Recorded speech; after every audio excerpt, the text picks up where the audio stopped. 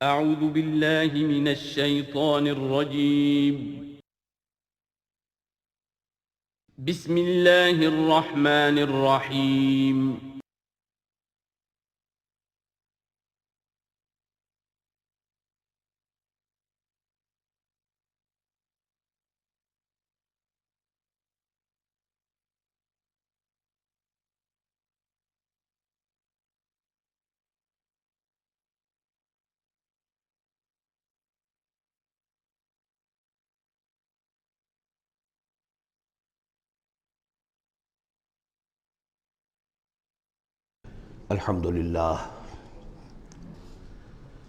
الحمدللہ وکفیٰ والصلاة والسلام علی عبادہ الذین اصطفیٰ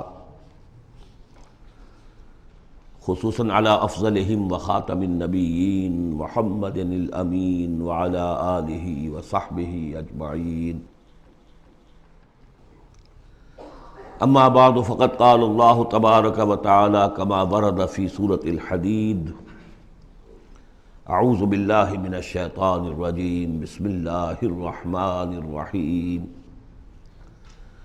سبح للہ ما فی السماوات والارض وهو العزیز الحکیم لہ ملک السماوات والارض یحیی ویمیت وهو علی کل شیء قدیر هو الاول والآخر والظاہر والباطن وهو بكل شيء علیم صدق اللہ العظیم رب اشرح لي صدری ویسر لي امری واحلل عقدۃ من لسانی یفقہوا قولی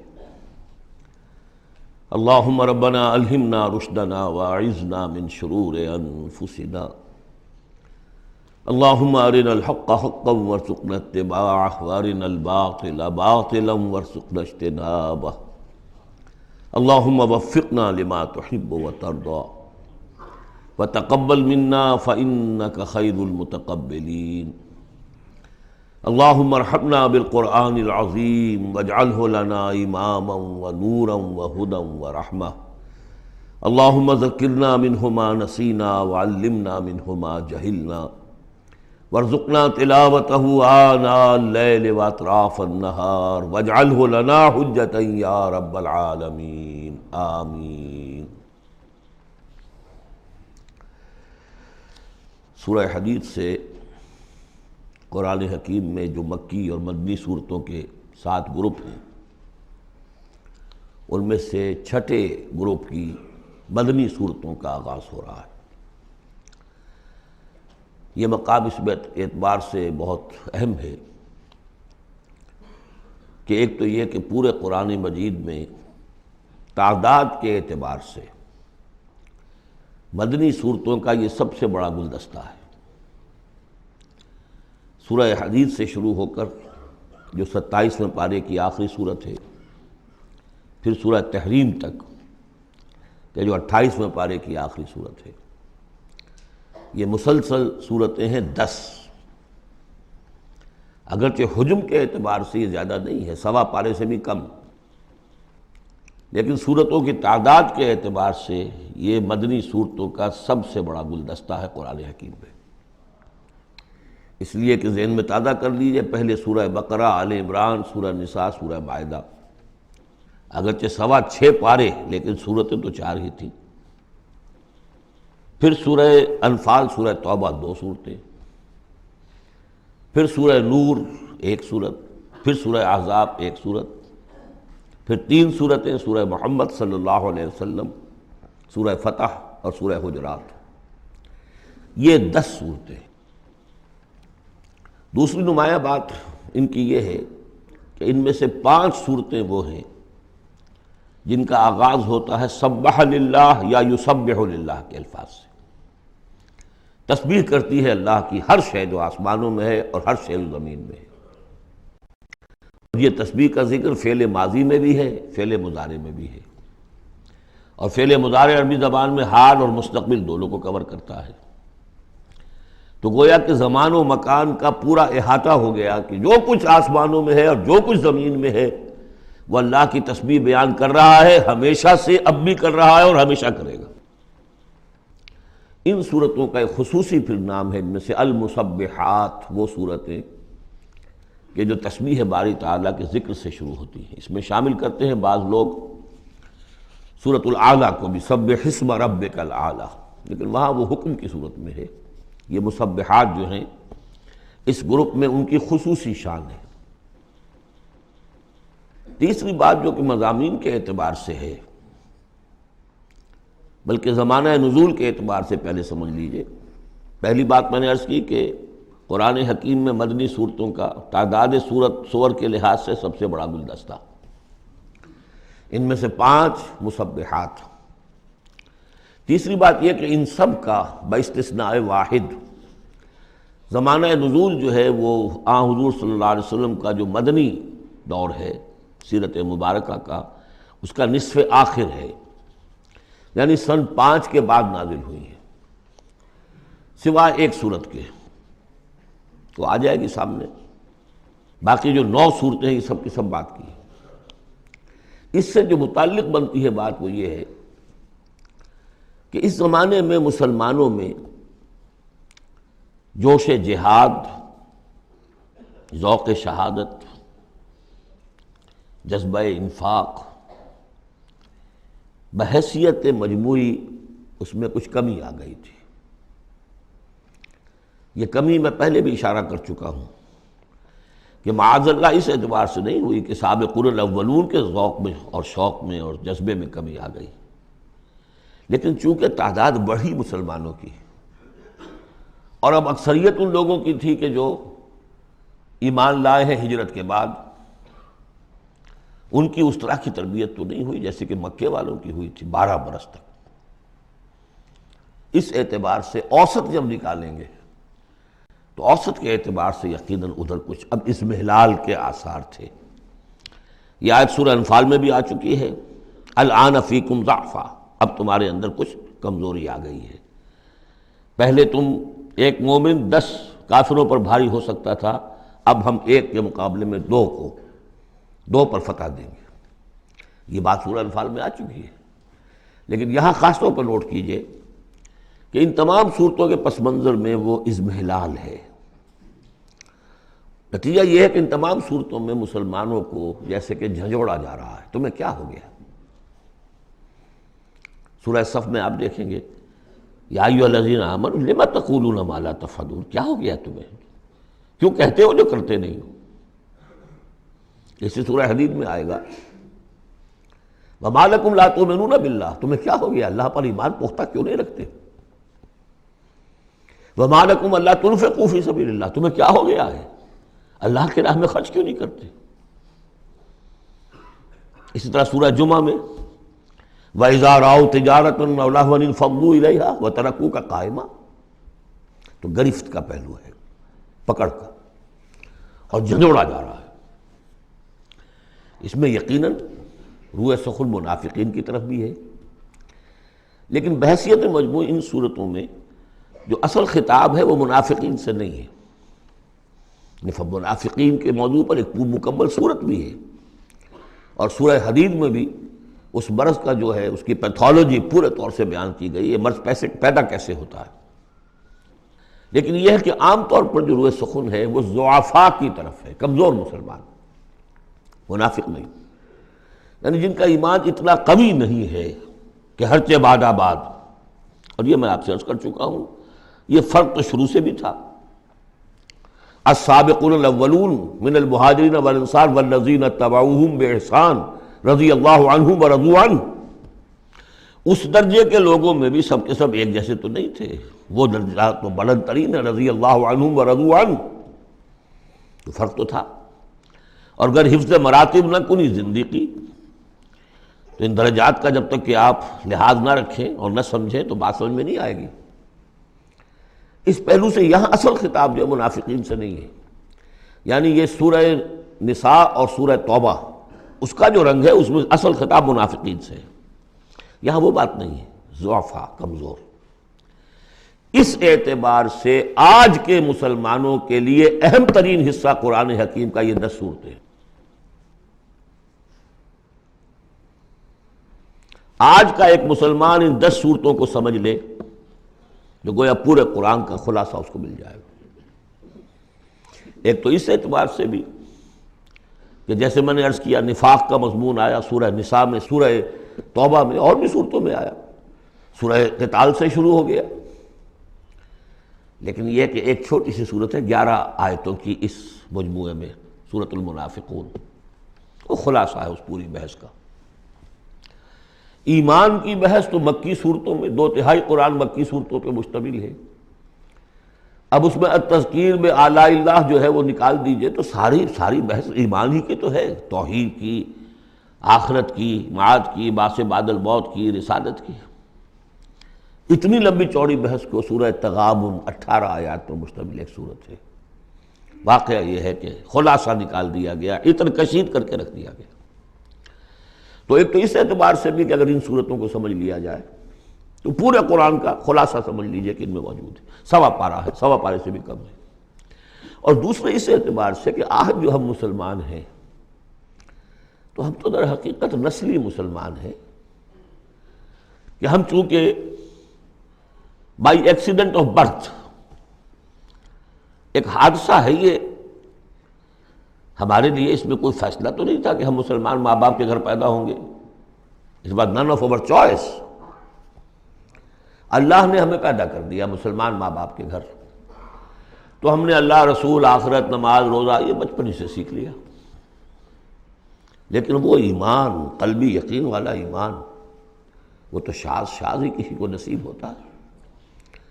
ڈھونڈ اب اس کو چراغ رخ زیبا لے کر، لہذا ہماری عظیم اکثریت اس وقت منافق بھی نہیں ہے، ہم دھوکہ دینے کے لیے تو نہیں ایمان لائے ہم، الحمدللہ منافق اس معنی میں نہیں ہے۔ تو ہماری عظیم اکثریت جو ہے وہ اس کیٹیگری میں فال کرتی ہے جو سورہ حجرات میں ہم پڑھ آئے ہیں، قالت الاعراب آمنا قل لم تؤمنوا ولکن قولوا اسلمنا ولما يدخل الايمان في قلوبكم، اور وہاں میں بتا چکا وہ منافقین کا تذکرہ نہیں ہے، اس لیے کہ آگے فرما دیا وَإِن تُطِيعُوا اللَّهَ وَرَسُولَهُ لَا يَلِتْكُم مِّنْ أَعْمَالِكُمْ شَيْئًا، حالانکہ بہت بڑے علماء بھی اس مغالطے میں مبتلا ہو گئے، منافقین کا تذکرہ وہ نہیں ہے، وہ مسلمان کے جو مسلمان ہیں بس ہیں مسلمان، چاہے اس وجہ سے ہے کہ پورا قبیلہ اسلام لا رہا تھا تو چلو بھائی اب چلو ہم بھی ایمان لے آئے، اور چاہے اس وجہ سے کہ ہم مسلمان ماں باپ کے گھر پیدا ہو گئے، کوئی ڈفرنس نہیں ہے، لیکن نیت میں بھی کوئی دھوکہ دینا نہیں ہے۔ اس وقت بھی کچھ لوگ تھے جو دھوکہ دینے کے لیے ایمان لائے تھے، وہ منافق تھے، لیکن وہ لوگ کہ جن کے دل میں نہ تو مثبت طور پر خلوص والا ایمان تھا اور نہ ہی کوئی منفی طور پر کوئی نفاق تھا، وہ تھے بین بین، ہماری اکثریت انہیں پر مشتمل ہے۔ لہذا ہمارے اعتبار سے یہ قرآن حکیم کا جامع ترین اہم ترین حصہ ہے، اور یہی وجہ ہے کہ جس میں نے مطالعہ قرآن حکیم کے منتخب نصاب کا بار بار حوالہ دیا ہے، اس گروپ میں سے اس کی کئی صورتیں پوری شامل ہیں، اس کا جو چھٹا حصہ ہے وہ صرف سورہ حدید پر مشتمل ہے جو ابھی ہم شروع کریں گے، باقی سورہ جمعہ، سورہ صف، سورہ منافقون، سورہ تغابن، پھر سورہ تحریم کا، یہ ساری چیزیں یہ ہماری یعنی تقریباً 5 غالباً صورتیں ان 10 میں سے ہمارے اس منتخب نصاب میں شامل ہیں۔ ان مسبحات میں سے بھی سورہ حدید جو ہے اس کو کہیے کہ ام المسبحات، اہم ترین صورت، بلند ترین صورت، اور میں تحدیثاً للنعمہ عرض کر رہا ہوں کہ بارہا میں نے یہ کہا ہے کہ اللہ کا بہت بڑا فضل و کرم مجھ پر ہوا ہے کہ میں یہ بھی کہہ سکتا ہوں کہ اللہ نے یہ صورت مجھے عطا فرمائی ہے، اس پر میرا غور و فکر، سوچ بچار 50s سے شروع ہو چکا تھا، اور اللہ تعالیٰ نے مجھے انشراح دیا اس صورت کے بارے میں، اور اس کے حوالے سے اب اس کے دروس میرے 15 گھنٹے پر بھی ہیں، اس کے بھی کیسٹس ہیں، ان کے بھی ویڈیوز ہیں، اس میں جو مباحث ہیں عظیم، ان میں سے تو ایک چاہتا ہے کہ عظیم لیکچر اس پر ہو۔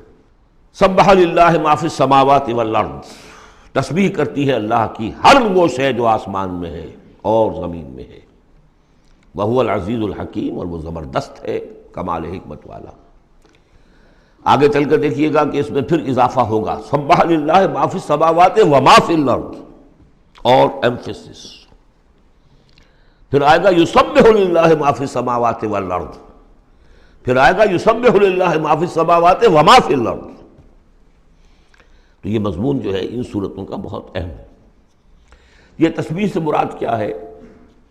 ایک تسبیح تو وہ ہے کہ جو ہماری سمجھ میں آتی ہے، میں نے پہلے بھی عرض کیا تھا کہ تصویر کوئی ہو تو وہ مصور کے کمال فن یا اناڑی پن کا گویا کہ اپنے زبان سے اظہار کر رہی ہے۔ آپ دیکھتے کہتے ہیں کسی اناڑی کی بنائی ہوئی تصویر ہے، یا آپ کہیں گے صاحب کسی بڑے ماہر فن مصور نے بنایا۔ گویا کہ تصویر اپنے مصور کے کمال فن یا اس کی عدم مہارت پر دلالت کر رہی ہے۔ اگر کمال فن پر کر رہی ہے تو گویا کہ زبان حال سے وہ تصویر اپنے مصور کی تعریف کر رہی ہے۔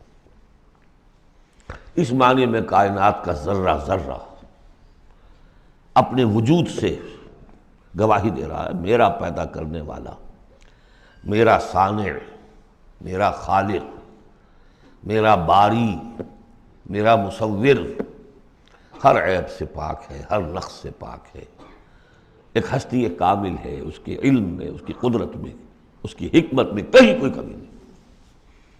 یہ تسبیح حالی ہے، زبان حال سے۔ اور جیسے کہ سورہ بنی اسرائیل میں ہم دیکھ آئے ہیں، یہ بھی ہو سکتا ہے کہ اللہ نے ہر ایک شے کو زبان دی ہو۔ سورہ حامیم سجدہ میں بھی الفاظ آئے، ہمارے ہاتھ پاؤں کہیں گے الیوم انطقنا اللہ الذی انطق کل شیء، آج ہمیں اس اللہ نے زبان دے دی، اس نے ہر شے کو زبان دی ہے، تو ہر شے کی بھی زبان ہو سکتی ہے۔ اور سورہ بنی اسرائیل میں تھا وَإِن مِّن شَيْءٍ إِلَّا يُسَبِّحُ بِحَمْدِهِ وَلَٰكِن لَّا تَفْقَهُونَ تَسْبِيحَهُمْ، تو زبان حال والی تسبیح تو ہماری سمجھ میں آ رہی ہے، ہو سکتا ہے اور معلوم ہوتا ہے کہ ہے ایک کوئی دوسرا پہلو بھی جو ہماری سمجھ سے بالا تر ہے۔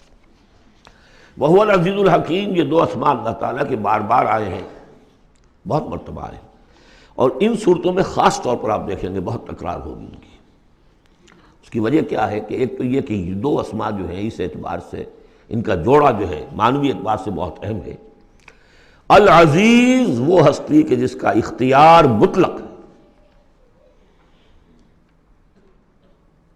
لیکن ہمارا تصور یہ ہے کہ جہاں اختیار زیادہ آ جاتا ہے کرپشن آ جاتی ہے۔ چنانچہ پولیٹیکل سائنس کا تو ایکسیم ہے، یہ فارمولا ہے، authority tends to corrupt and absolute authority corrupts absolutely۔ لہذا ساری جو کوشش ہوتی ہے، دستور بنایا جاتا ہے چیکس اینڈ بیلنسز، جہاں اختیار ہے وہاں پہ کوئی چیکس اینڈ بیلنسز بھی ہونے چاہیے۔ اللہ پر کوئی چیک اینڈ بیلنس ہو ہی نہیں سکتا، کس کا ہوگا؟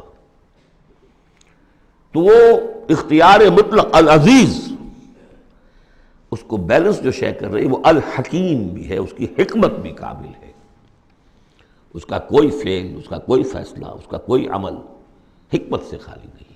یہ دونوں گویا کہ ایک دوسرے کے ساتھ ہے، العزیز الحکیم۔ لہو ملک السماوات والارض، کیونکہ اس سورہ مبارکہ میں خاص طور پر دین، ایک دین کی حیثیت سے کہ جس میں ایک نظام، پورا نظام زندگی آئے اور حکومت بھی اس کے اندر شامل ہو، اللہ کی حکومت، لہذا یہ شانیں جو ہے خاص طور پر نمایاں کی جائیں گی۔ لہو ملک السماوات والارض، اس کے لیے ہے آسمانوں اور زمین کی بادشاہی۔ یحیی و یمیت، وہی زندہ رکھتا ہے، وہی مارتا ہے۔ وہو علی کل شیء قدیر، وہ ہر چیز پر قادر ہے۔ اس سورہ مبارکہ کی پہلی 6 آیات میں اللہ تعالیٰ کے اسماء و صفات کا جو ذکر ہو رہا ہے وہ پورے قرآن میں اس اعتبار سے منفرد ہے کہ بلند ترین سطح پر انتہائی جامعیت کے ساتھ فلسفے اور منطق کی بلند ترین سطح پر ہے۔ تیسری آیت اس کی وہ ہے جس کے بارے میں میں نے آپ کو پہلے سنایا تھا، امام راضی کا قول کہ آ کر کھڑے ہو گئے اس مقام پر جیسے کہ خوف زدہ ہو انسان، دہشت زدہ ہو۔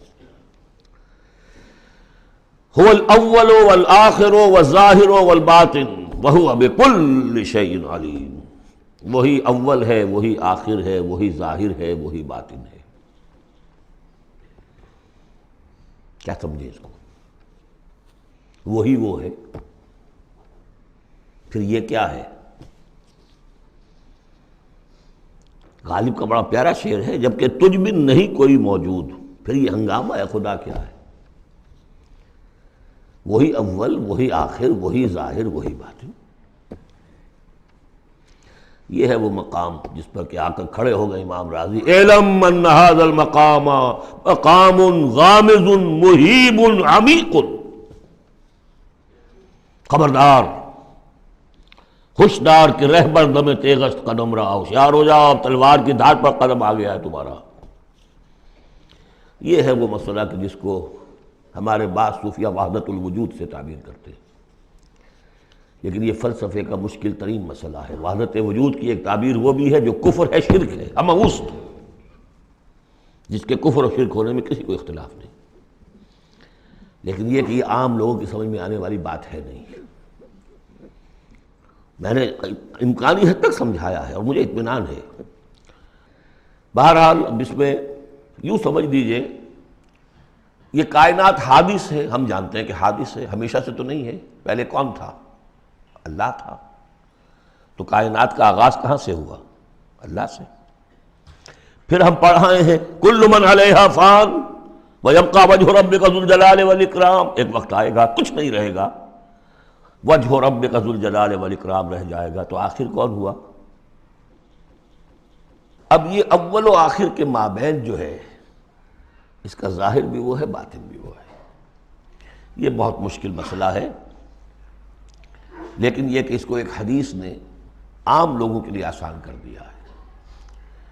حضور یہ دعا کرتے تھے، اے اللہ انت الاول فلیس قبلک شیء، تو وہ پہلا ہے کہ جس سے پہلے کوئی شے نہیں تھی، وانت الآخر فلیس بعدک شیء، تو وہ آخر ہے کہ تیرے بعد کچھ نہیں، وانت الظاہر فلیس فوقک شیء، تو اس سے اوپر کوئی شے نہیں، وانت الباطن فلیس دونک شیء۔ بہرحال اس کو اسی حد تک اس وقت رکھیے، جن کو زیادہ شوق ہو جائے وہ پھر میرے وہ تفصیلی کیسٹس کی طرف رجوع کریں۔ هو الاول والآخر والظاہر والباطن وهو بكل شیء علیم، وہ ہر چیز کا علم رکھتا ہے۔ اب تو واضح ہو گیا ہے ہی وہ۔ اس سے پہلے ہم پڑھا تھے نحن اقرب الیہ من حبل الورید، تو اس حوالے سے تو یہ دو صفات اللہ کی خاص طور پر آپ دیکھیں گے قرآن میں، علی کل شیء قدیر بکل شیء علیم، دو چیزیں آئیں گی خاص طور پر، ہر چیز کا علم رکھنے والا، ہر چیز پر قادر۔ هو الذی خلق السماوات والارض فی ستۃ ایام، وہی ہے جس نے بنائے آسمان اور زمین 6 دنوں میں، ثم استوى علی العرش، پھر متمکن ہوا تخت حکومت پر، عرش پر۔ یعلم ما یلج فی الارض، یہ پہلے بھی آیت آ چکی ہے سورہ فاطر میں غالباً یا سورہ سبا میں۔ وہ جانتا ہے جو کچھ کے داخل ہوتا ہے زمین میں، وما یخرج منہا، جو کچھ نکلتا ہے اس سے، وما ینزل من السماء، اور جو کچھ اترتا ہے آسمان سے، وما یعرج فیہا، اور جو چڑھتا ہے اس میں، وہو معکم، ویسے پانی بھی اترتا ہے، بخارات بھی چڑھتے ہیں، فرشتے اترتے ہیں احکام خداوندی لے کر اور پھر وہ چڑھتے ہیں، یا تو انسانوں کی جانیں لے کر بھی چڑھ رہے ہوتے ہیں، یا یہ کہ جو بھی یہاں پر ہو رہا ہے اس کی رپورٹس لے کر چڑھتے ہیں۔ زمین کے اندر پانی جذب ہوتا ہے، بیج داخل ہوتا ہے، نکلتا ہے پودا، ان تمام چیزوں کا احاطہ کیا۔ وَهُوَ مَعَكُمْ أَيْنَمَا كُنْتُمْ، تم جہاں کہیں بھی ہوتے ہو وہ تمہارے ساتھ ہوتا ہے۔ وَاللَّهُ بِمَا تَعْمَلُونَ بَصِيرٌ، اللہ تعالیٰ جو کچھ تم کر رہے ہو اسے دیکھ رہا ہے، خود چشمدید گواہ ہے۔ پھر دیکھیے لَهُ مُلْكُ السَّمَاوَاتِ وَالْأَرْضِ، توحید کا یہ تقاضا کہ بادشاہی اسی کی ہو، ایک عقیدے کی توحید ہے بس، یہ بادشاہی اسی کی ہو۔ لَهُ مُلْكُ السَّمَاوَاتِ، آسمان اور زمین کی بادشاہی اسی کی ہے۔ وَإِلَى اللَّهِ تُرْجَعُ الْأُمُورُ، اب تمام معاملات اسی کی طرف لوٹا دیے جائیں گے۔ یولج اللیل فی النہار ویولج النہار فی اللیل، وہ پرو لاتا ہے رات کو دن میں اور پرو لاتا ہے دن کو رات میں، یہ مضمون بھی کئی مرتبہ آ چکا ہے۔ وَهُوَ عَلِيمٌ بِذَاتِ الصُّدُورِ، علم کو دیکھیے کتنی مرتبہ دہرایا ہے، بِكُلِّ شَيْءٍ عَلِيمٌ، يَعْلَمُ مَا يَلِجُ فِي الْأَرْضِ وَمَا يَخْرُجُ مِنْهَا وَمَا يَنزِلُ مِنَ السَّمَاءِ وَمَا يَعْرُجُ فِيهَا، اور یہاں ہوا علیم بذات الصدور، سینوں کے اندر جو کچھ ہے اس کو بھی جانتا ہے۔ یہ 6 آیات ہیں، یہ پہلا حصہ ہے سورۃ مبارکہ کا، اور یہ شاندار تمہید بنی، آگاہ ہو جاؤ کس کا کلام پڑھ رہے ہو، کس سے ہم کلام ہو۔ ہوشدار کہ رہ بردم تیغست قدم را۔ اب دیکھیے ایک آیت میں جو تقاضا ہے، یہ تو اللہ ہے، ایسا ہے، اسی کی پادشاہی ہے، وہ سب جانتا ہے، وہ ہر چیز پر قدیر ہے، یہ سب کیا ہے؟ نیریٹو ہے، اور یہ ہے توحید فی العقیدہ۔ اس کا تقاضا کیا ہے؟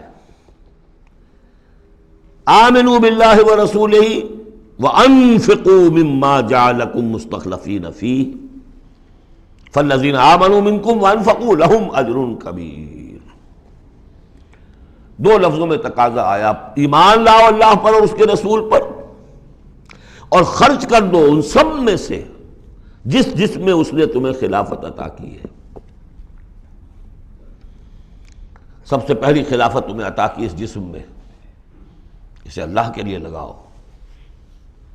ذہانت، فطانت، طلاقت لسانی، جو دیا ہے، پیسہ دیا ہے، مال دیا، اولاد دی ہے، سب کو اللہ کی راہ میں لگاؤ۔ یہ نفق کا لفظ پیسے کے خرچ کے لیے بھی آتا ہے، جان کے خرچ کے لیے بھی آتا ہے۔ نفقت الدراہم، پیسے ختم ہو گئے۔ نفق الفرس، گھوڑا مر گیا۔ تو نفق کا لفظ دونوں کے لیے آتا ہے۔ تو انفقوا مما جعلکم مستخلفین فی، جس چیز میں تمہیں استخلاف عطا کیا ہے لگاؤ، خرچ کرو، صرف کر دو۔ یہ دو تقاضے ہیں۔ اصل میں یوں سمجھیے کہ جو سورہ حجرات میں دو تقاضے آئے تھے، آمنوا باللہ ورسولہ، سورہ حجرات میں آئے تھے انما المؤمنون الذین آمنوا باللہ ورسولہ ثم لم یرتابوا وجاہدوا باموالہم وانفسہم فی سبیل اللہ۔ حقیقی مومن تو صرف وہ ہے جو ایمان لائے اللہ پر، اس کے رسول پر، پھر شک میں بالکل نہیں پڑے، اور انہوں نے جہاد کیا اللہ کی راہ میں، اور کھپا دیے جان بھی اور مال بھی، وہی سچے ہیں۔ یہاں پر دو ہیں، ان میں دونوں میں ایک سے تو مشترک ہو گئی، آمنوا باللہ ورسولہ، ایمان لاؤ اللہ پر، اس کے رسول پر، جیسے کہ ایمان کا حق ہے۔ وانفقوا، اور خرچ کر دو۔ انفاق مال، انفاق نفس، بذل نفس، دونوں چیزیں آ جائیں گی۔ مما جعلکم مستخلفین فیہ، اب اگر یہ دو کام کر دو تو تمہارے وارے نیارے ہیں، تم کامیاب ہو۔ فالذین آمنوا منکم وانفقوا لہم اجر کبیر، تو جو تم میں سے یہ دو تقاضے پورے کر دیں، ایمان لائیں جیسے کہ ایمان کا حق ہے، یقین والا ایمان، اور انفاق کر دیں، خرچ کر دیں، لگا دیں، کھپا دیں، اپنے آپ کو بھی اور اپنی تمام جو بھی کچھ اپنی ملکیت ہے، جو ساز و سامان ہے، لہم اجر کبیر۔ اب دیکھیے نظم، دیکھیے اب دو آیتوں میں وہ ڈانٹ کا، ڈپٹ کا، زجر کا معاملہ ہو رہا ہے۔ وَمَا لَكُمْ لَا تُؤْمِنُونَ بِاللَّهِ، تمہیں کیا ہو گیا ہے، کیوں نہیں ایمان رکھتے اللہ پر؟ وَالرَّسُولُ يَدْعُوكُمْ لِتُؤْمِنُوا بِرَبِّكُمْ، جبکہ ہمارے رسول محمد صلی اللہ علیہ وسلم تمہیں دعوت دے رہے ہیں، وہ ابھی موجود ہیں تمہارے مابین، تمہیں کیا ہو گیا؟ وہ تمہیں دعوت دے رہے ہیں کہ تم ایمان رکھو اپنے رب پر۔ وَقَدْ أَخَذَ مِيثَاقَكُمْ، اور دیکھو تم سے عہد لے چکا ہے تمہارا رب۔ اگر تم ایمان کا دعویٰ کرتے ہو تو عہد در عہد، ایک عہد تو تم کر کے آئے تھے، أَلَسْتُ بِرَبِّكُمْ قَالُوا بَلَىٰ، پھر ایک عہد تم نے کیا سَمِعْنَا وَأَطَعْنَا، پھر تم نے عہد کیا ان اللہ اشتری من المؤمنین انفسهم واموالهم بان لهم الجنہ، بیع و شرح ہو چکی ہے۔ وقد اخذ میثاقکم، وہ تم سے عہد لے چکا ہے، ان کنتم مؤمنین، اگر تم حقیقتاً مومن ہو، دعویٰ تو کر رہے ہو ایمان کا۔ ساتھ ہی اب راستہ بتا دیا، اگر تم اپنی گریبان میں جھانکو اور محسوس کرو کہ وہ یقین والا ایمان تو نہیں ہے، اندر تو کچھ خلاصہ ہے، اللہ کرے کہ ہمیں اس کا احساس ہو جائے، اپنی گریبانوں میں جھانکیں۔ اسلام تو ہے، اللہ کا شکر ہے، جو یہاں آئے ہوئے ہیں، دور دور سے آئے ہوئے ہیں، تو اسلام تو ہے، روزہ نماز تو ہے، لیکن اپنے اندر جھانکے وہ ایمان، یقین والا ایمان۔ اگر احساس ہو جائے کہ نہیں ہے تو معلوم ہونا چاہیے کہاں سے ملے گا یہ۔ هو الذی ينزل على عبده آیات بینات لیخرجکم من الظلمات الى النور، وہی تو ہے جو اپنے بندے پر صلی اللہ علیہ وسلم یہ آیات بینات نازل کر رہا ہے تاکہ نکالے تمہیں اندھیروں سے روشنی کی طرف۔ گویا کہ ایمان حقیقی، یقین والے ایمان کا منبع، سرچشمہ، اس کی سورس یہ ہے اللہ کی کتاب۔ اسے پڑھو، سمجھ کر پڑھو، تدبر کرو، غور و فکر کرو، محسوس کرو گے کہ تمہارے اندر ایک ہلچل ہے،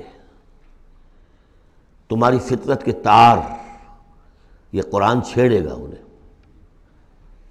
نغمے بیتاب ہے تاروں سے نکلنے کے لیے، ایک ذرا چھیڑ تو دے زخمہ مضراب حیات، اور اس سے خود تمہارے اندر سے ابھر کر ایمان اندر سے ابھرے گا۔ تمہارے اندر ہے، سویا ہوا ہے، تمہاری روح میں ہے، ڈورمنٹ ہے، صرف ایکٹیویٹ کرنے کی بات ہے، اور یہ آیات قرآنیہ انہیں ایکٹیویٹ کرتی ہیں۔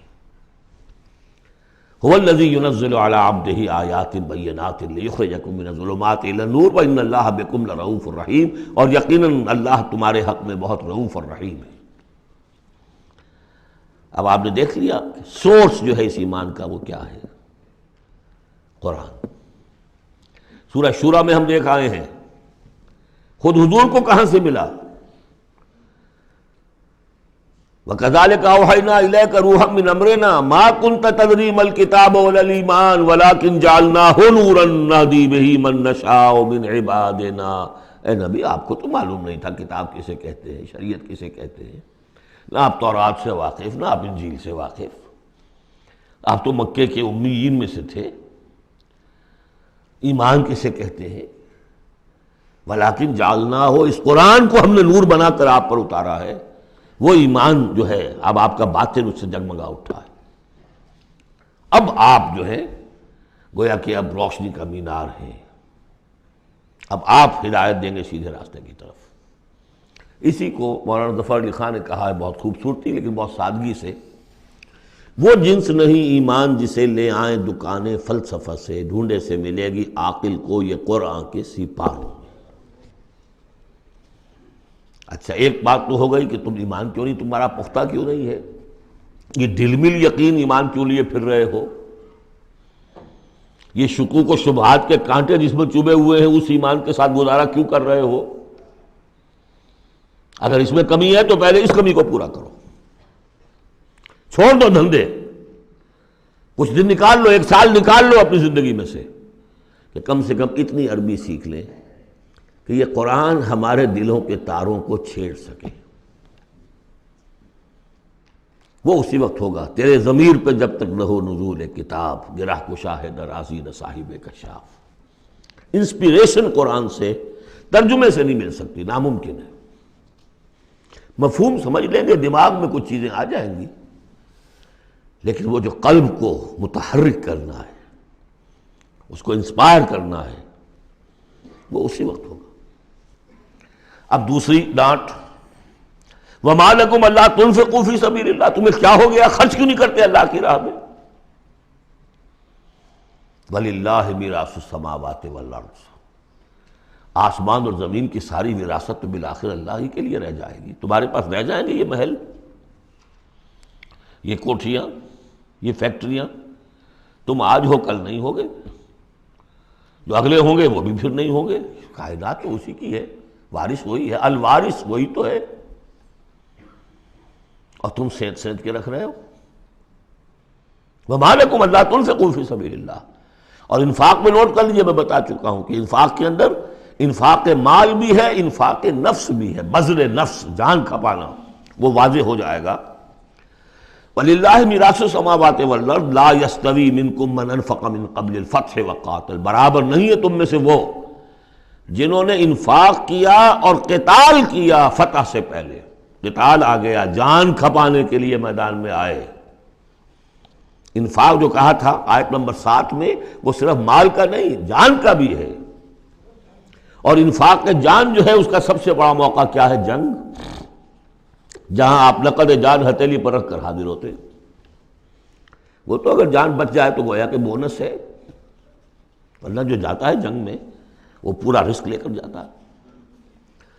اب یہاں بات یہ بتائی گئی کہ جو فتح سے پہلے ایمان لائے تھے جبکہ اسلام کمزور تھا، اور انہوں نے قتال کیا اس وقت جبکہ مسلمانوں کی طاقت بہت کم تھی، ان کا درجہ اولئک اعظم درجۃ من الذین انفقوا من بعد وقاتلوا، ان کا بہت اونچا درجہ ہے، بہت عظیم درجہ ہے ان لوگوں کے مقابلے میں کہ جنہوں نے انفاق کیا اور قتال کیا فتح کے بعد۔ وَكُلًّا وَعَدَ اللَّهُ الْحُسْنَىٰ، اب فتح کے بعد سے صاف ظاہر ہو رہا ہے کہ یہ صورت کم سے کم سن 6 کے بعد نازل ہوئی ہے، اس لیے کہ فتح تو پہلی جو ہے وہ سن 6 میں صلح حدیبیہ کی شکل میں حاصل ہوئی ہے، اِنَّا فَتَحْنَا لَكَ فَتحًا مُبِينًا، اور پھر جو ظاہری فتح تھی وہ تو فتح مکہ ہے، وہ سن 8 میں ہے۔ یہاں فرمایا جا رہا ہے جن لوگوں نے قتال کیا اور انفاق کیا فتح سے پہلے، ان کا درجہ بہت بلند ہے ان سے جنہوں نے انفاق کیا اور قتال کیا بعد میں۔ اگرچہ کُلًّا وعد اللہ الحسنیٰ، سب سے اللہ کا وعدہ ہے بہت اچھا، واللہ بما تعملون خبیر، اور جو کچھ تم کر رہے ہو اللہ اس سے باخبر ہے۔ اب آئی پکار، اس کو اب کھلے دل سے بیدار دل سے سنیے۔ میرا خالق آپ کا خالق، میرا مالک آپ کا مالک، اس کائنات کا مالک، من ذا الذی یقرض اللہ قرضا حسنا، کون ہے وہ جو اللہ کو قرض حسنا دے؟ ہے ہمت دینے کی؟ من ذا الذی یقرض اللہ قرضا حسنا فیضاعفہ لہ، اللہ اس کے لیے اسے دگنا بھی کرتا رہے گا، وَلَهُ أَجْرٌ عَظِيمٌ، اور ان کے لیے بہت بڑا اجر بھی ہوگا۔ لگاؤ اپنی مال اللہ کے راہ میں، لگاؤ اور کھپاؤ، اپنی جانیں اللہ کی راہ میں لگاؤ اور کھپاؤ، اور جان لیجیے کہ جان کا کھپنا اور مال کا کھپنا ایک یہ کہ شہادت یا موت سے پہلے تو برابر چیز ہے۔ آپ اپنی جان کی قوت، صلاحیت، ذہانت، فطانت یہ خرچ کرتے ہیں تو مال کماتے ہیں نا، اور مال آپ کے پاس ہو تو آپ جس کو چاہیں امپلائے کر لیں، ذہانت، صلاحیت، فطانت سب آپ خرید سکتے ہیں پیسے سے۔ تو اگر کسی نے وقت لگایا ہے تو مال لگایا ہے، ٹائم از منی، اپنی جان کما رہا ہے تو وہ مال لگا رہا ہے، اس لیے کہ اسی جان کو کما کر وہ مال کما سکتا تھا۔ اس لیے انفاق جان، انفاق مال، یہ ایک شے ہے۔ یوم تری المؤمنین، اب جو نقشہ کھینچا جا رہا ہے یہ ہے وہ نقشہ جس کو ہمارے ہاں کہا جاتا ہے پل صراط۔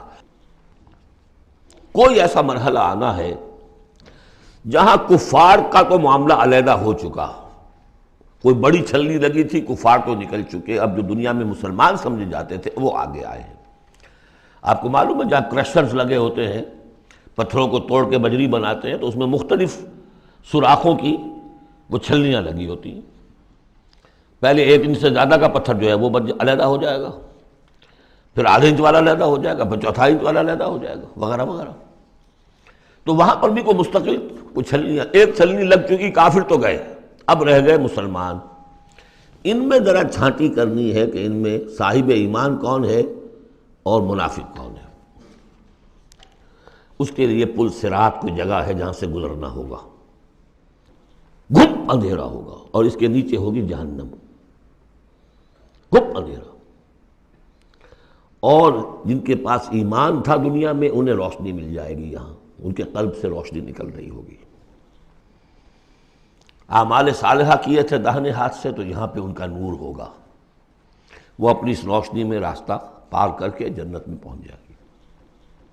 اور جن کے پاس یہ روشنی نہیں تھی، چاہے وہ مسلمانوں میں شریک تھے، چاہے مسلمانوں کے قائد ہوں، بہت بڑے قائد ہوں، لیکن اگر وہ نور ایمان سے محروم تھے اور اعمال صالحہ کی کوئی پونجی نہیں تھی، انہیں روشنی نہیں ملے گی، وہ ٹھوکریں کھاتے ہوئے گریں گے اور جہنم میں جائیں گے۔ یہ ہے نقشہ۔ یہ نقشہ یہاں پر تفصیل سے کھینچا گیا ہے، پھر دوبارہ آخری جو صورت ہے سورہ تحریم، اس میں پھر اس کا تذکرہ آئے گا۔ یوم تری المؤمنین والمؤمنات یسعی نورہم بین ایدیہم وبایمانہم، جس دن کہ تم دیکھو گے مومن مردوں اور مومن عورتوں کو کہ ان کا نور دوڑتا ہوا ہوگا ان کے سامنے اور داہنی طرف، سامنے نور ایمان اور داہنی طرف نور اعمال صالحہ۔ بشراکم اليوم جنات تجری من تحتها الانہار خالدین فیہا، ان سے کہا جائے گا آج تمہارے لیے بشارت ہے ان جنتوں کی جن کے نیچے نہریں بہہ رہی ہیں، اور تم رہو گے اس میں ہمیشہ ہمیشہ، ذالک هو الفوز العظیم، یقیناً یہی بہت بڑی کامیابی ہے۔ یوم یقول المنافقون والمنافقات، جس دن کے کہیں گے منافق مرد اور منافق عورتیں للذین آمنوا، ان اہل ایمان سے، انظرونا، ذرا ٹھہرو، ہمارا انتظار کرو، نقتبس من نورکم، تمہاری روشنی سے ہم بھی فائدہ اٹھا لیں۔ ہمارے پاس تو کوئی نور ہے نہیں۔ دیکھیے انتہائی گھپ اندھیرا ہو، کہیں جنگل میں سے گزرنا ہو اور پگڈنڈی ہو، اس پر آپ چل رہے ہو، جس کے پاس ٹارچ ہے وہ تو گویا کہ بادشاہ ہے اس وقت، اور وہ تیز تیز قدم اٹھا رہا ہے، پیچھے والا کہتا ہے کہ بھائی ٹھہرو بھیا، تمہارے پاس تو ٹارچ ہے، ہمیں بھی ساتھ لے کے چلو۔ وہی نقشہ ہے۔ انظرونا، ہمیں مہلت دو، انتظار کرو ہمارا، ذرا ٹھہرو، کہاں بڑھے چلے جا رہے ہو؟ اقتبس من نورکم، یہی وہ لفظ ہے اقتباس۔ قبس کہتے ہیں چنگاری کو، کسی چولہے میں سے چنگاری لا کر اپنے چولہے میں آگ جلا لینا۔ ہم تمہارے اس نور سے فائدہ اٹھا لیں۔ قیل ارجعوا وراءکم فالتمسوا نورا، کہا جائے گا لوٹ جاؤ پیچھے کی طرف اور تلاش کرو نور۔ یہ نور یہاں نہیں ملا، دنیا سے کما کر لایا گیا ہے۔ یہاں قیلہ کہا گیا، قالو نہیں کہا گیا۔ اہل ایمان کی شرافت اور مروت سے یہ بعید ہے کہ وہ یہ جواب دے۔ کوئی کہنے والا ہوگا اللہ کا فرشتہ، قیلہ کہا جائے گا، قیل ارجعوا وراءکم، لوٹ جاؤ پیچھے کی طرف، فالتمسوا نورا، اگر ہو سکتا جاؤ دوبارہ دنیا کے اندر، وہاں جا کر ایمان اور عمل صالح کی کمائی کر کے لاؤ تو یہ نور ہوگا۔ فَضُرِبَ بَيْنَهُمْ بِسُورٍ لَهُ بَابٌ، اور اتنے عرصے میں ان کے درمیان ایک فصیل حائل کر دی جائے گی جس میں ایک دروازہ ہوگا، باطنہ فیہ الرحمہ، اس فصیل کے اندر کی طرف رحمت ہوگی، وظاہرہ من قبلہ العذاب، اور اس کے باہر کی طرف عذاب الہی کا نزول شروع ہو جائے گا۔ یہ چھلنی ہے جو اہل ایمان اور منافقین کے درمیان لگائی جائے گی۔ اب اس اعتبار سے اگلی دو آیتیں جو ہیں قرآن مجید کا اہم ترین مقام ہے کہ یہ پیتھولوجی کیسے ڈیولپ ہوتی ہے، نفاق کیسے آتا ہے۔ ینادونہم الم نکن معکم، وہ منافق کہیں گے اے مسلمانوں کیا ہم تمہارے ساتھ نہ تھے؟ تمہارے ساتھ مسجد نبوی میں ہم نمازیں پڑھتے تھے، عیدیں پڑھتے تھے، ہم تمہارے ساتھ تھے۔ الم نکن معکم، کیا ہم تمہارے ساتھ نہ تھے؟ قالوا بلا، اب وہ کہیں گے ہاں تھے تو ہمارے ساتھ، کیوں نہیں تھے؟ ولکنکم فتنتم انفسکم، تم نے اپنے آپ کو فتنے میں ڈالا۔ فتنہ کیا ہے؟ انما اموالکم واولادکم فتنہ، مال اور اولاد سے ضرورت سے زیادہ محبت، اگر اللہ اور اس کے رسول اور اس کی راہ میں جہاد سے زیادہ محبت ہے اہل و عیال سے اور مال سے، تم نے اپنے آپ کو اپنے ہاتھوں فتنے میں ڈال لیا۔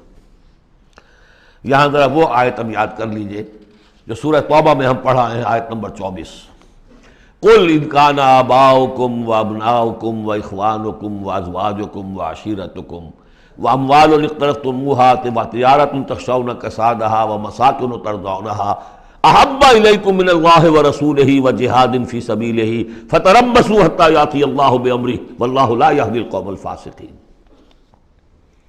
اے نبی ان سے کہہ دیجئے کہ اگر تمہیں اپنے باپ اور بیٹے اور بھائی اور بیویاں اور رشتہ دار اور وہ مال جو بڑی محنت سے جمع کیے ہیں، وہ تجارت جس کے کساد کا تمہیں اندیشہ رہتا ہے، اور وہ حویلیاں اور محل جو تمہیں بڑے محبوب ہیں، اگر ان 8 چیزوں کی محبت زیادہ ہے تمہارے دل میں اللہ اور اس کے رسول اور اس کی راہ میں جہاد کی محبت سے، تو جاؤ دفع ہو جاؤ، انتظار کرو یہاں تک کہ اللہ اپنا فیصلہ سنا دے۔ یہ ترازو کس نے ٹلٹ کی ادھر؟ یہ 8 والا پلڑا کیوں ہوا نیچے؟ کیوں نہیں یہ 3 والا نیچے گیا؟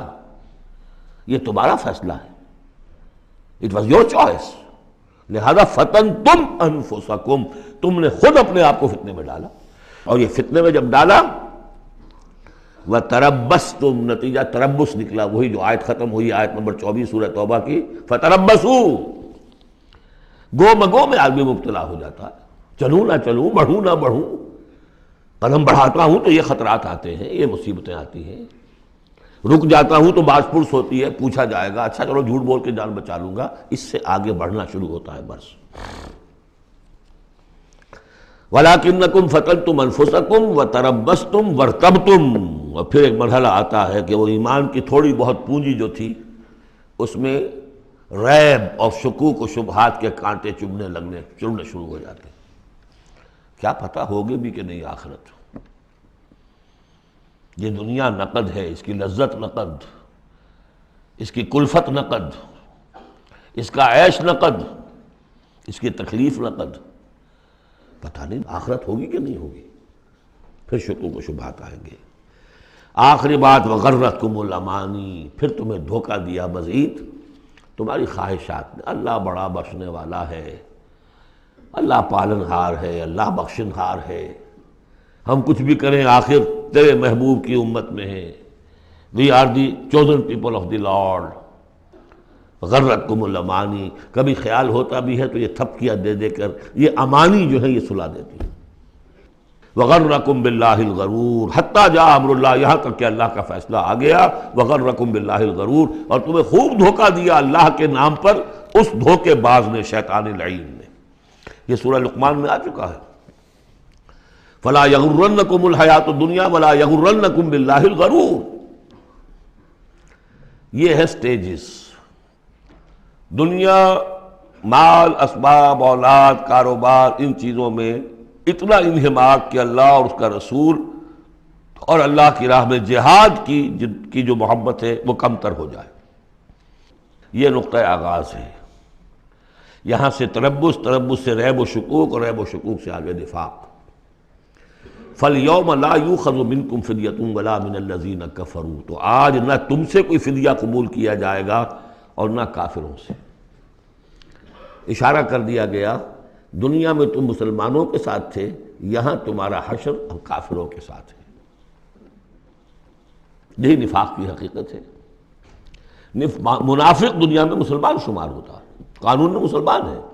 آخرت میں جا کر پردہ کھلے گا کہ ایمان کی حقیقت تو تھی ہی نہیں. یہ تو ایک عقیدہ تھا، لیے پھرتا تھا، ایک ڈوگما تھا. دل میں وہ بات نہیں تھی. وَلَمَّا يَدْخُلِ الْإِيمَانُ فِي قُلُوبِكُمْ، وہ ایمان ابھی تمہارے دلوں میں داخل نہیں ہوا تھا. دل کے اندر ایمان نہیں تو نور کہاں سے آ جائے گا؟ اور دل میں ایمان نہیں تو جو نیکی بھی کر رہے ہیں وہ دکھاوے کی نیکی ہے، وہ دنیا میں لوگوں کے اندر شہرت حاصل کرنے کی نیکی ہے. ہاں ایمان یہاں ہے تو اب نیکی جو ہے اس کے اندر نور ہے. فَالْيَوْمَ لَا يُؤْخَذُ مِنْكُمْ فِدْيَةٌ وَلَا مِنَ الَّذِينَ كَفَرُوا مَأْوَاكُمُ النَّارُ وَهِيَ مَوْلَاكُمْ وَبِئْسَ الْمَصِيرُ. اب تو تمہارا ٹھکانہ تو آگ ہی ہے اور وہ بہت برا ٹھکانہ ہے. وہی تمہاری مولا ہے، غم خار ہے، دم ساز ہے. کوئی اپنا شکوہ شکایت کرنی ہے، کوئی نالہ و فریاد، اسی سے کہو جو کچھ کہنا ہے. بئس المصیر، اور وہ بہت برا ٹھکانہ ہے.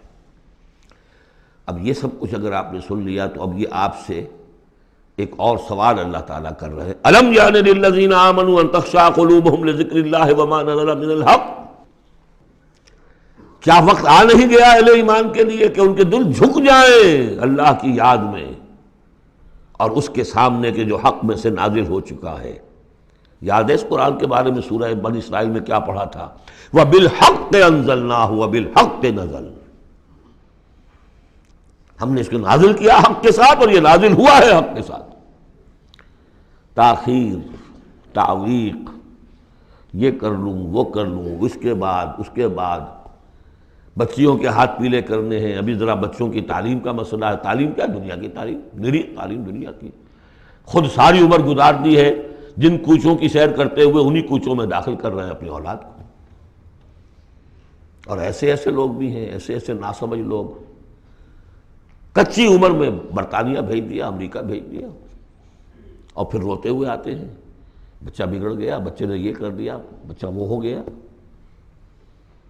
یہ تو حال ہے.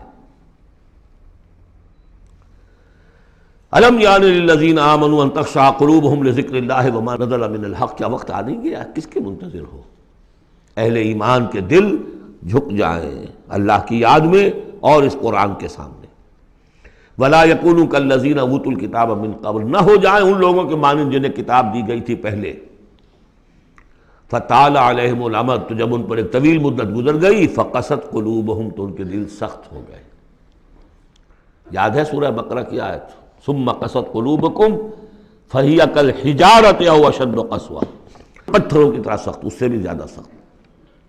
وکثیر منہم فاسقون، اور ان کی اکثریت فاسقوں پر، فاجروں پر مشتمل ہے. دیکھ لو ایک راستہ وہ ہے. اب بھی نہ مڑو گے، اب بھی نہ توبہ کرو گے، اب بھی نہ باز آؤ گے تو پھر دیکھ لو نشان عبرت کے طور پر وہ موجود ہے قوم. ثم قست قلوبکم فہی کالحجارۃ او اشد قسوہ. اعلموا، اب ساتھ ہی جہاں یہ ذرا ڈانٹ ڈپٹ کا انداز ہے، ہمت افزائی بھی، گھبراؤ نہیں۔ اگر تم یہ محسوس کرتے ہو کہ دل کی زمین، دل کی کھیتی ایمان کے اعتبار سے بنجر ہے، کچھ نہیں اس میں، تب بھی گھبراؤ نہیں، مایوس نہ ہو۔ اعلموا ان اللہ یحیی الارض بعد موتہا، جان لو اللہ تعالیٰ زندہ کر دیتا ہے زمین کو اس کے مرنے کے بعد۔ زمین دیکھتے ہو بے آب و گیا بڑی ہوتی ہے، بنجر، بارش برستی ہے تو وہ زندہ ہو جاتی ہے۔ اللہ تمہارے دلوں کی کھیتی کو بھی اثر نو، ایمان کی فصل بخش سکتا ہے، مایوس نہ ہو۔ اعلموا ان اللہ یحیی الارض بعد موتہا قد بینا لکم الآیات لعلکم تعقلون، ہم نے تو تمہارے لیے اپنی آیات خوب واضح کر دی ہیں تاکہ تم عقل سے کام لو۔ یعنی ہمت نہ ہارو، کوشش کرو۔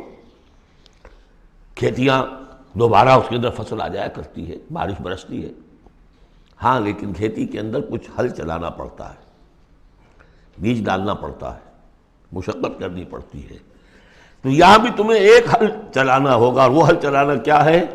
یہ مال کی محبت ہے کہ جو اس زمین کے اندر جس نے کہ بنجر بنا دیا ہے، اس کو ہل چلاؤ، مال کی محبت نکالو۔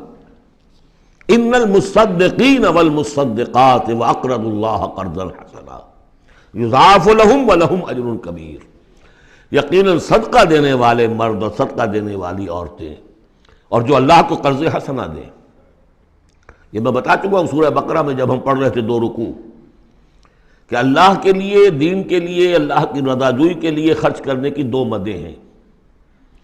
ایک انسانوں میں سے غرباء، مساکین، یتیموں، بیواؤں، بیماروں، مسافروں اور مقروضوں کے لیے خرچ کرنا، وہ صدقہ ہے۔ اس لیے زکوٰۃ کو بھی کہا صدقات، انما الصدقات للفقراء والمساکین۔ ایک اللہ کے دین کے لیے، اس کی دین کی نشر و اشاعت ہے، اس کے پیغام کو پھیلانا ہے، اس کی تعلیم ہے، پھر اس دین کو غالب کرنے کی جد و جہد ہے، اس کے لیے ساز و سامان چاہیے، اس کے لیے وسائل چاہیے۔ تو ایک ہے صدقہ، ایک ہے اللہ کے ذمہ قرض حسنہ۔ کیوں؟ اس لیے کہ اللہ کے دین کو غالب کرنا ہے، لہذا اس کی جد و جہد میں جو مال خرچ ہو رہا ہے اللہ اسے اپنے ذمہ قرض حسنہ کہتا ہے۔ یہ حل چلانا پڑے گا، مال کی محبت اس سے نکلے گی۔ صدقہ دو گے، اللہ کو قرض حسنہ دو گے، تو یہ جو اس نے بریک لگی ہوئی ہے، جیسے گاڑی کو بریک لگی ہوئی ہے اور آپ جو ہے ایکسلریٹر کو دبا رہے ہیں تو وہ تو راکنگ کرے گی، وہیں کی وہیں کھڑی رہ جائے گی، چلے گی تو نہیں، کیسے چلے؟ بریک لگی ہوئی ہے۔ اس بریک کو کھولو پہلے، اور وہ بریک کیا ہے؟ مال کی محبت۔ اس کا علاج کیا ہے؟ انفاق۔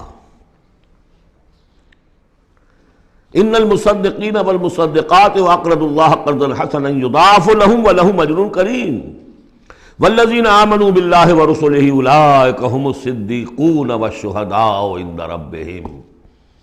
اب آخری مرتبہ یہ صدیقیت اور شہادت کا بھی مضمون ہمارے ہاں پھر آ گیا۔ اگر یہ بریک کھل گیا، اب گاڑی کو چلاؤ، گاڑی چلے گی، لیکن اب مختلف طبائع کی مناسبت سے اگر تو تمہارا مزاج صدیقین والا ہے، صدیقیت کے مرتبے کو پہنچ جاؤ گے۔ اگر مزاج شہادت والا ہے، شہداء کے مقام کو حاصل کر لو گے۔ اولئک مع الذین انعم اللہ علیہم من النبیین والصدیقین والشہداء والصالحین۔ بریک لگی بھی ہے تو کچھ نہیں ہوگا، مال کی بریک کھولو، گاڑی چلاؤ۔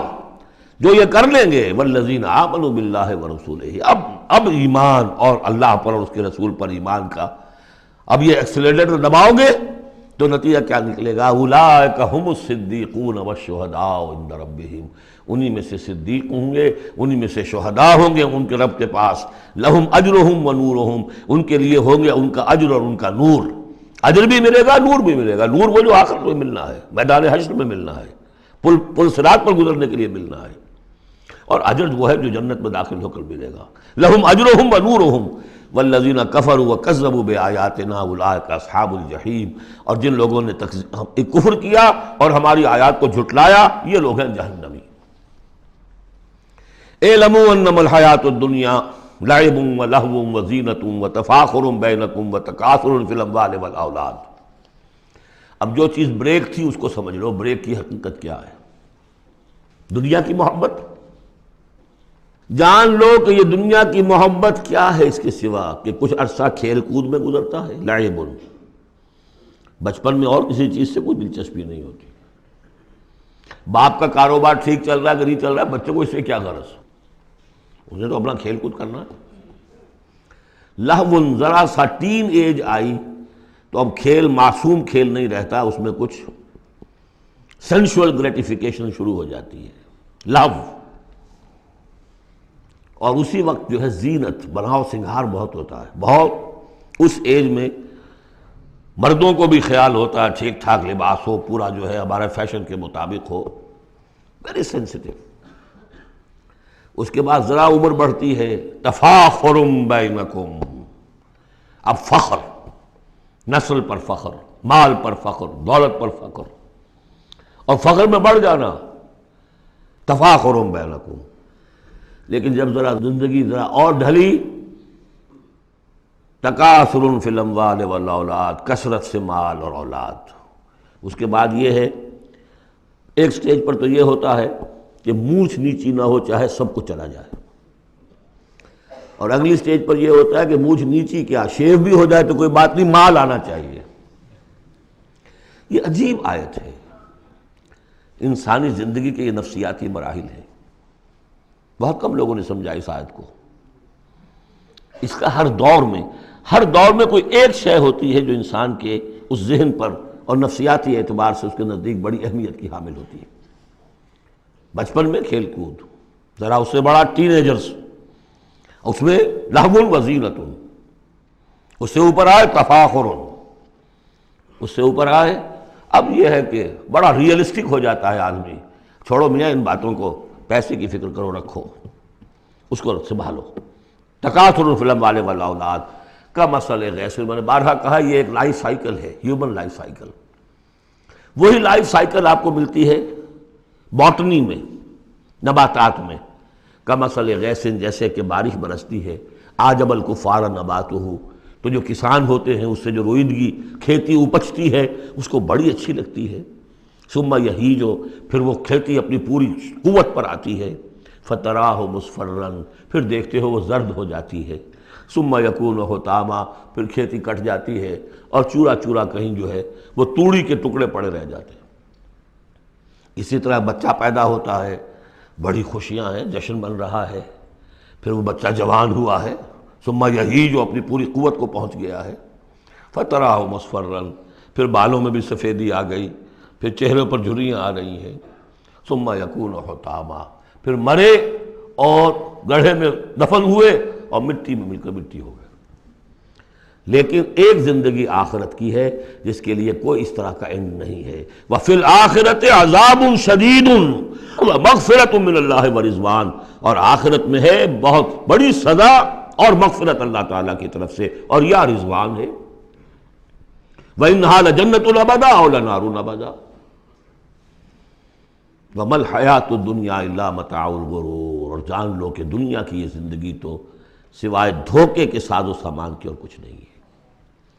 یہ تمہیں اپنے اندر گم کیے رکھتی ہے، بھلائے رکھتی ہے، نہ اللہ یاد نہ آخرت یاد، اسی میں مگن، اسی میں گم۔ کافر کی یہ پہچان کہ آفاق میں گم ہے، اور مومن کی یہ پہچان کہ گم اس میں ہے آفاق۔ بارک اللہ لی و لکم فی القرآن العظیم ونفعنی وإیاکم بالآیات والذکر الحکیم۔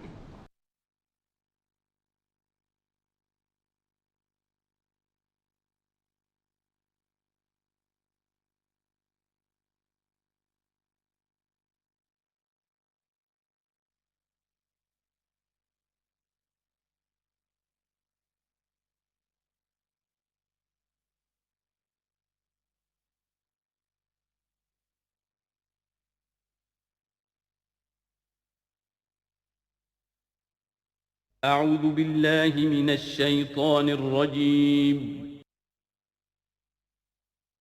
بسم الله الرحمن